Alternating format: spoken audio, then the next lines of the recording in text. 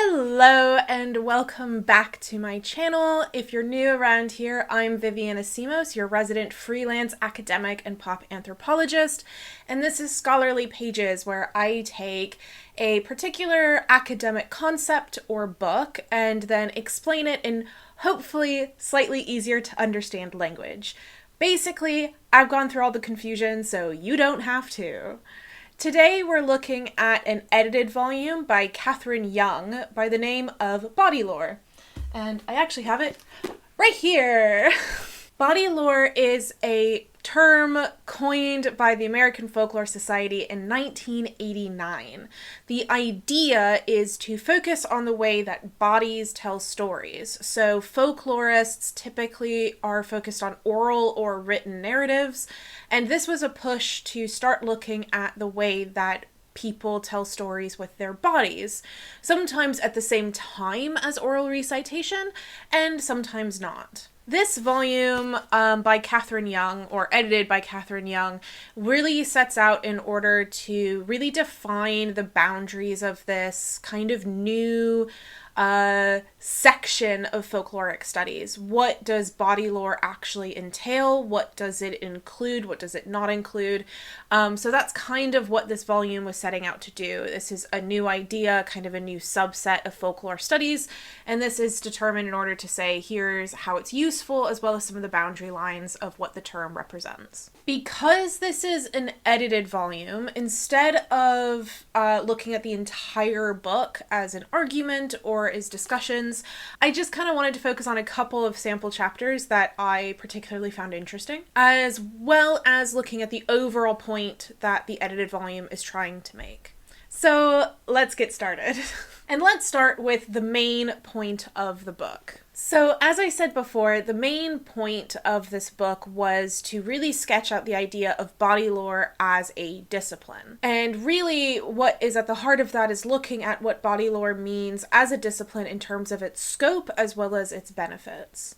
This is particularly important when you're kind of setting out new ideas in a particular subset of another discipline. So bodylore as being a subset of folklore, you kind of have to explain why it matters and why it should be there. And this is particularly important when you're looking at starting up a new discipline or a new subset of a discipline. So I wanted to talk a little bit about the nature of edited volumes, because there's going to be quite a few that are going to be discussed in this whole thing in Scholarly Pages. I'm talking about one now, I'm gonna be talking about one again, and I will probably bring up quite a few because edited volumes are massively important in academia because they essentially give you a load of different perspectives all in one book, as opposed to, say, a monograph where it's all written by one person. This is also really useful for sketching out very large ideas that need a lot more space, but for one where you're trying to represent the scope of something or the breadth of something, the ability of something, having loads of different perspectives is actually kind of what you want. So edited volumes definitely have a place and a role, and they are really important in the discussions of academia. So there are two different types of edited volumes that you can get. The first is represented in what we're going to be talking about today, which is kind of broader topics. So this is talking about an entire discipline. What can bodylore show you? There are people who have done whole monographs as bodylore. There are people who have incorporated bodylore into other studies, and you can see bodylore popping up in other places. However, this is a broad look at just what is bodylore, what do we mean by it, and what does that include? And that can be an incredibly broad topic. So you get chapters that are massively different from each other in this, and that's kind of the point. The other type of edited volume that you're going to get is one that's a little bit more specific, and they'll probably be focusing on a particular topic. I brought as an example monstrous ontologies, which is one that actually I have a chapter in, which is one of the reasons why I have it, and may or may not be a reason why I'm bringing it up. But also, I think it's a really good example of a really specific discussion. Basically, the entire point of this edited volume is to look at the construction of a monster as an ontological reality. So it's a very specific, we're talking about monsters and ontology, and we're talking about discussions of reality versus fiction, all in regards to monsters. That's a really specific topic for an edited volume. So you kind of know what you're getting when you are looking into these. So edited volumes like this are more beneficial for seeing different approaches to a really specific topic, as well as a way to get into different scholars that you can cite later if this is, say, a topic that interests you. It's a nice introduction to a couple of different scholars, and you can kind of go from there in order to decide who you want to keep chasing. Edited volumes like Bodylore are really useful in order to understand a field. So if Bodylore is new to you, or if, say, the topic of ontology is new to you, then maybe picking up an edited volume that's a lot more broad is going to be a lot more useful. You know, if you're new to discussions of ontological realities, maybe monstrous ontologies is not the one to start with because it's already coming from a really specific place that's not going to start broad, it's going to start specific. So Bodylore is really useful for kind of delving into these topics for the first time. It's basically working as an introduction to the field or the discipline, and you tend to get these a lot. I have one on my shelf that's for contemporary legends, for example. That's what it's called, contemporary legends. So you're going to have a lot of different discussions. It's an introduction to the topic of contemporary legends. So I'm going to kind of list out the chapters that are in here. I'm going to kind of do a brief overview, but I'll put them up on the screen so you can see them in a bit more detail, as well as to have the author's name there. But this is just to give you an idea of the kind of differing discussions that we have. So we have obviously the introduction, but then we have discussions on Moroccan women's body signs. We have discussions of spa culture. We have Hamlet and discussions of the way that the body is used in Hamlet. We have childbirth discussion. We have still life with a corpse. So we're talking about body and medicine, and particularly the dead body. We have a discussion of the body in terms of a particular ritual, and questioning some other kind of academic concepts in regards to this.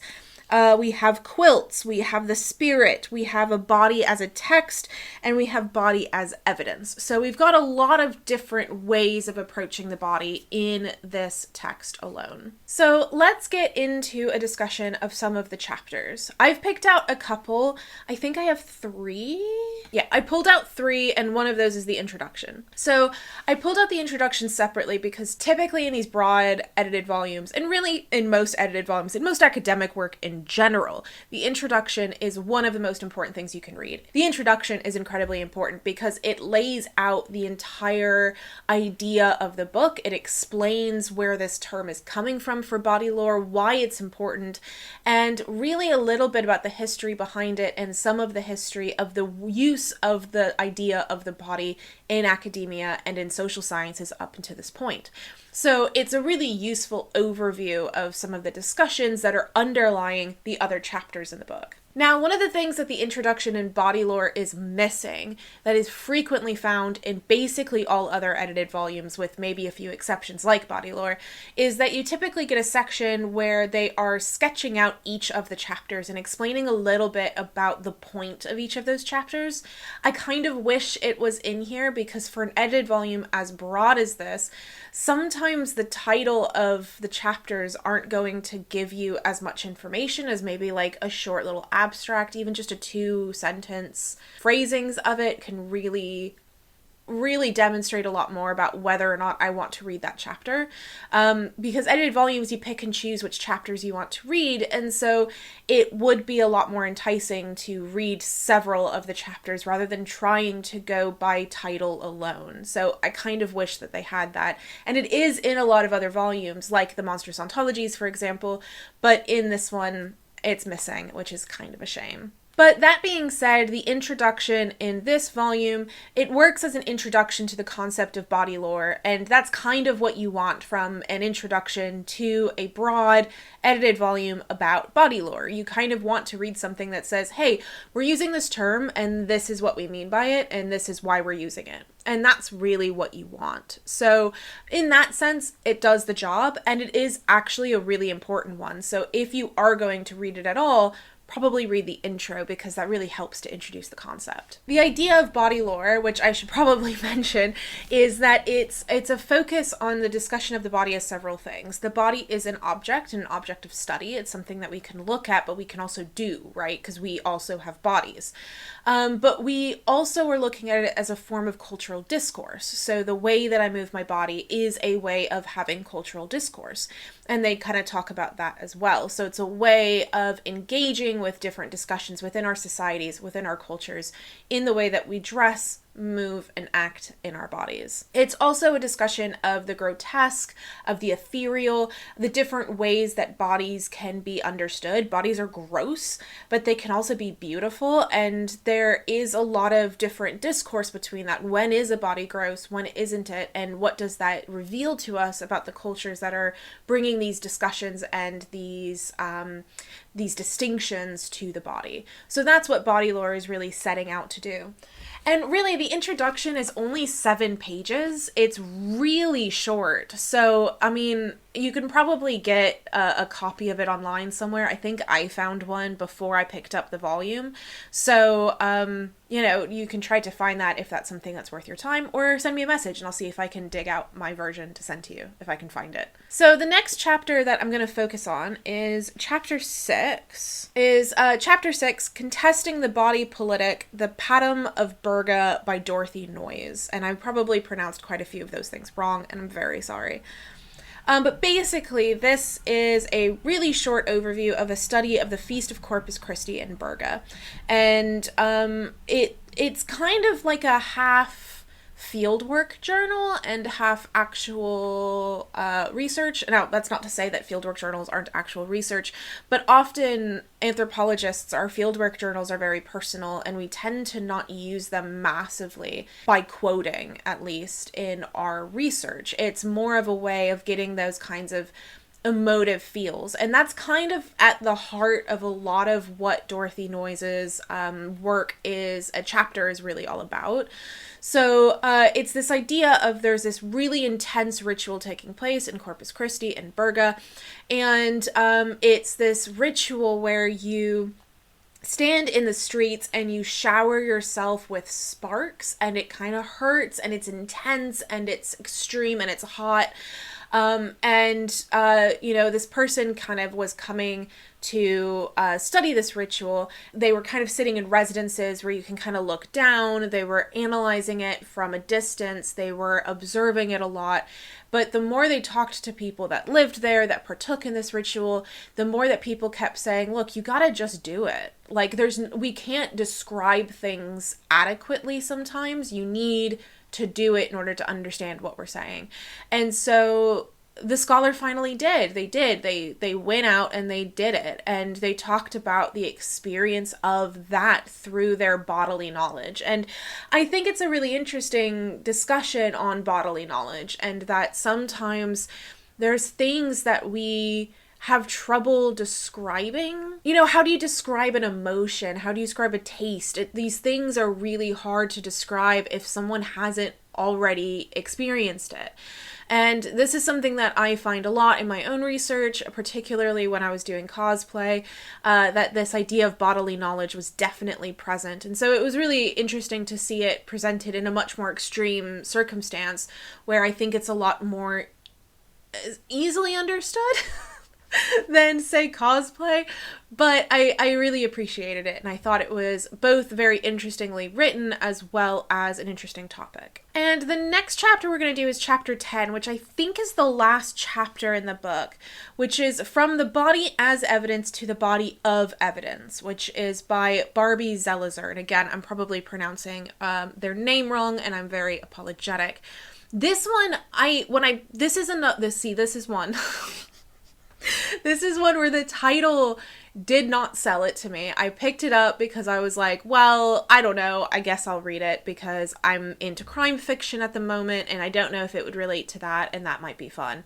And it ended up being one of the most interesting things I've read, I think, in at least a couple of months. It's so good.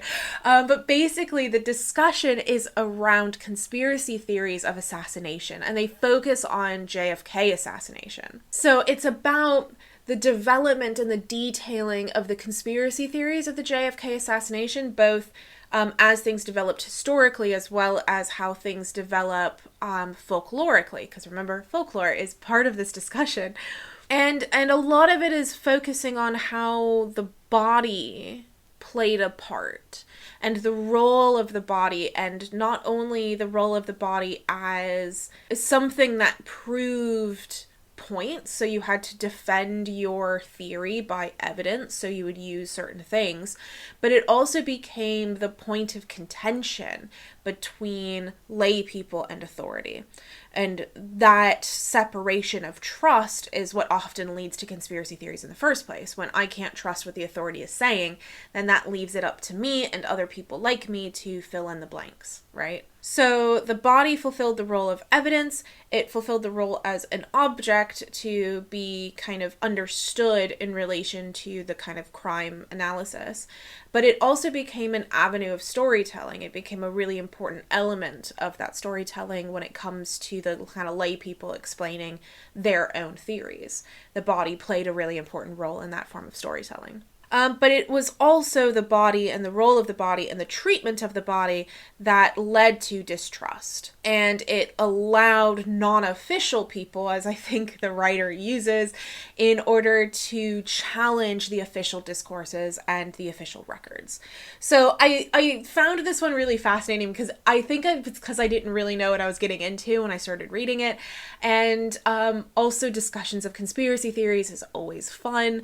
And discussion of conspiracy theory in regards to something very physically present like the body of JFK, I think was really fascinating. So I think that one's also definitely worth a read. Now, again, that's only 3 chapters. There are quite a few in there. There's probably ones that I kind of did a quick list off that you might be really fascinated with, but I wasn't going to spend as much time on each of them because, I mean, I've already talked for ages on just 2. So, yeah.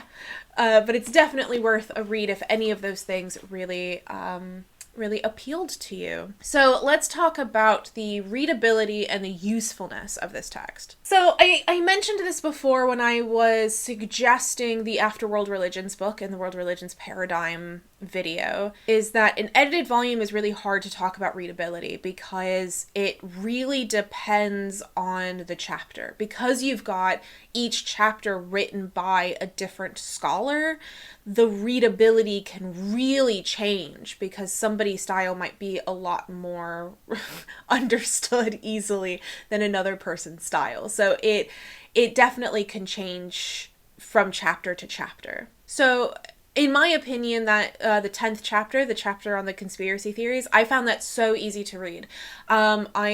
Even being incredibly experienced with this type of writing, of academic writing, sometimes you still need to take a second to reread a sentence or two to be like, did I get that right? And I found myself not really needing to do that often with the 10th one. It was one of the easier chapters in the book to read, in my opinion, but it might have also been because I found the subject really interesting, so I was kind of just ravenously taking it up. But I found 10 really easy to read. That being said, there was a chapter by Katherine Young. Chapter 5 was written by Katherine Young, and this is the discussion of the corpse in bodily practices and the medicine, and I just struggled through this one. In fact, I didn't finish the chapter, I feel really bad to say, because I just was really struggling through it, and I found it a lot more difficult to focus on, and it just wasn't grabbing me, but also it was just so hard to read.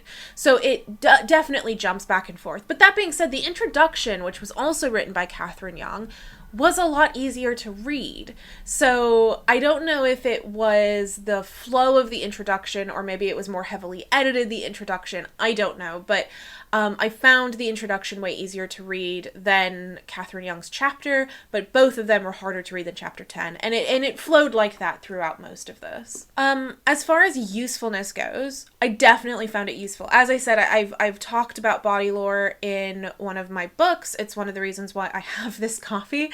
I talked about it in my cosplay research, and I found it incredibly useful for that. When you're talking about bodily practice as storytelling, which is something that I do in my research, I found it really useful to find other people talking about it as well. I found it's just a really useful text if that's something that you're interested in. If any of the chapters really struck with you, then definitely pick it up. I think that it's a really interesting topic, but it's also a demonstration of the different ways that we think about the body, and that the body is sometimes, particularly in the social sciences, treated as just kind of the thing that we're in, and what we're focusing on is the thought processes behind stuff. But I really like focusing on the body because we are bodies, and there's no getting around that. And so, yeah, I found it incredibly useful for discussions like that. One quick bit of warning, though. I am living in the United Kingdom, and I found it really difficult to get a copy of this. Most of them were in the US. So if you're in the US, you might not struggle as much. If you're outside of the US, you might struggle to get a copy. I did manage to get one. It's a used copy, but the shipping was more than the book. The book was really cheap. The shipping was a lot more than that. I think it ended up being about 20 quid, which actually isn't that much for an academic text, but considering the book was like £7 or £8, So if you are interested in this topic, what else could you read? Well, obviously we've got Katherine Young. Katherine Young is the editor of this volume, and she's somebody that really was pushing this concept quite a lot in folklore studies, and definitely pick up some more of her work. As I said, I found her chapter really difficult to read, but the introduction not. I have read another one of her articles, which I will cite now because it's something that you can read, which is from 1994, called Whose Body? An Introduction to Bodylore. I will have the full citation in the description of this video if you want it. And I found this one more easily. Again, it was alongside the introduction level to read. I didn't struggle through it in the same way that I did her chapter. So it just depends, I think, on her topic. But I definitely think that it's worth reading. Again, it's an introduction to the concept. In this article, she gets into a lot more detail of the academic backing behind discussions of the body and storytelling, and the body as cultural discourse and all that kind of stuff. So it's definitely worth reading for that. I also have another article, which is Milligan's 2018 American Body Lore and Folk Dress. Another article, it's a lot more recent, and again, it has a little bit of a discussion of body lore as a concept. I found it really, really useful for this one. Milligan's and Young's both really painted a great picture of what it is that body lore is intending to do, paired with actual examples. I think you'll definitely get an idea of this subfield pretty great by those combinations of things. Milligan's also related to folk dress, which I actually used Milligan's article in my cosplay research, so it was definitely really useful for me in particular, and I found Milligan easy to read. So again, these are probably really good ones to grab if you are at all interested. Well, that's it for me for today. If you liked this, like the video and do all those YouTube things that people tell you to do. If you have any experience with body lore or you're interested in anything, let me know. If you have anything that you want me to do this kind of a review on, let me know in the comments and I will try to do them. I record these a little bit in advance, but I will try to do them for you as soon as I can. And yeah, you can follow me on on Instagram. I sometimes do time lapses on TikTok as well of me working. I know that's not like super interesting maybe to everybody, but I enjoy doing it. And I'm at Vivian Asimos on all platforms. And go check out my other YouTube channel, Incidental Mythology, where I do video essays on pop culture as contemporary mythology. So I get to kind of study pop culture narratives as mythology and what that really reveals to us. So that's on Incidental Mythology. And I've also got the blog Incidental Mythology, where I write a lot about that kind of stuff. And that's all my plugs, and that's everything. And have a good day and be good to one another always. Bye.